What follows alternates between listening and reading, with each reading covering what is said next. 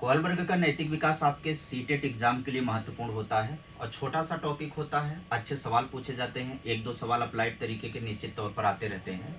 बात कोहलबर्ग के सिद्धांत की जाती है तो इन्होंने नैतिकता का सिद्धांत दिया है। और नैतिकता होती क्या है? देखो, जिस समाज में हम रहते हैं, समाज के कुछ मानक और आदर्श होते हैं। अगर हम समाज के मानक और आदर्श के अकॉर्डिंग आचरण करेंगे तो हमारा आचरण नैतिक होगा, और समाज के मानक और आदर्श के विरुद्ध आचरण करेंगे तो अनैतिक होंगे। इसका मतलब नैतिक और अनैतिक होना हमारे सामाजिक संदर्भ पर डिपेंड करता है। अब दुनिया भर में एक जैसा समाज तो होगा नहीं, दुनिया भर में समाज और समाज के आदर्श अलग अलग होते हैं। तो नैतिकता का कोई सिद्धांत सार्वभौमिक हो ही नहीं सकता। भाई, सिद्धांत का मतलब ही होता है जो परिवर्तनशील ना हो, जो अपरिवर्तनशील हो, हर जगह पर किसी भी देश काल परिस्थिति के लिए वो मान्य हो।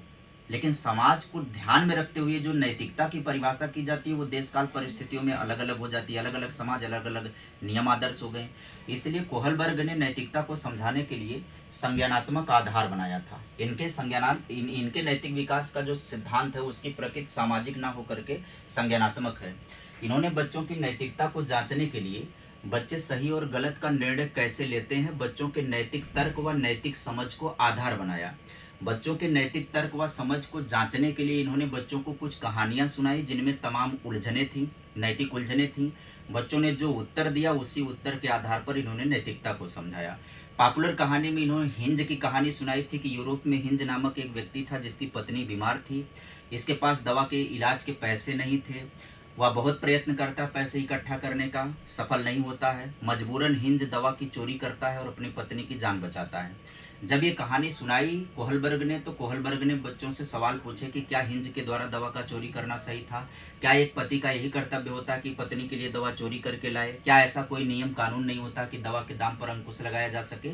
ऐसे तमाम प्रश्न पूछे। जो उत्तर बच्चों ने दिए, उन्हीं बच्चों के प्राप्त उत्तरों के आधार पर इन्होंने नैतिकता के 3 स्तर और 6 चरण की बात करी। पहले स्तर पर प्री कन्वेंशनल लेवल की इन्होंने बात करी, जिसमें पहला स्टेज होता है अवॉइडिंग पनिशमेंट। पनिशमेंट से बचने के लिए बच्चे निर्णय लेते हैं। 3 से 6 साल के बच्चे अधिकांशतः अवॉइडिंग पनिशमेंट होते हैं, दंड व आज्ञा पालन की नैतिकता होती है।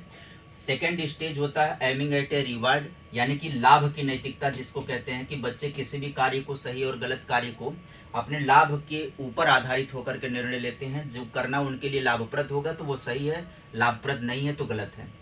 उसके बाद है कन्वेंशनल लेवल पर 6 से 9 के बच्चे जो होंगे ये होंगे लाभ की नैतिकता, और 9 से 12 में जो बच्चे होंगे वो होते हैं good boy good girl orientation, यानी अच्छा लड़का और अच्छी लड़की बनने के प्रयत्न में होते हैं। और 12 से 15 वाले जो बच्चे होते हैं वो परंपरागत स्तर पर ही होते हैं, loyalty of law and order, यानी कि लॉ एंड ऑर्डर ओरिएंटेशन, नियम कानून अभिमुखता पाई जाती है।